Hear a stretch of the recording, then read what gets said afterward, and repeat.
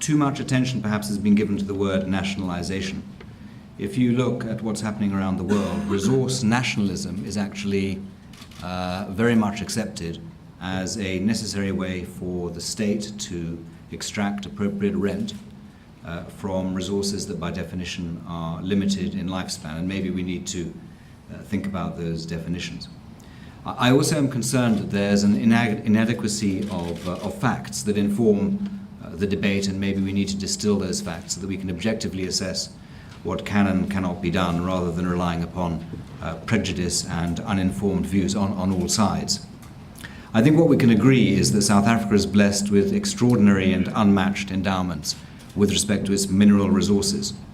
Unfortunately, the fact that they are situated in the ground doesn't necessarily mean that they can ever be economically monetized by anybody, and I think we therefore need to take some of the reports that are talked about, including the Citibank report, with a pinch of salt. The reality is that these resources need to be exploited for the benefit of all of the citizens of South Africa on a sustainable and viable basis over the short, the medium and the long term. There are, however, significant constraints that need to be recognized in maximizing that potential.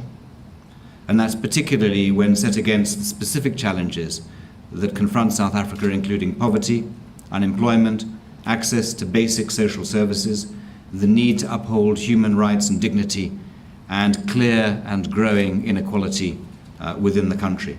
We need very urgently to have a discussion about how we deal with social inequality and poverty.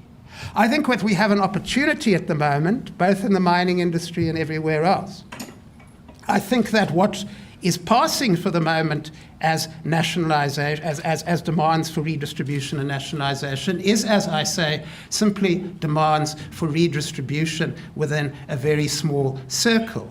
That demand threatens both business, organised labour and those social movements which represent poor people. It threatens everybody because it is really an invitation to a kind of society which will be about how the elite divides up the resources, in which doing business will be a process of working out which elites you have to buy off in order to do what you need to do, and it will be a process in which effective business will become very difficult. It will become a process in which trade unions will be marginalized. It will become a process in which poor people will become marginalized.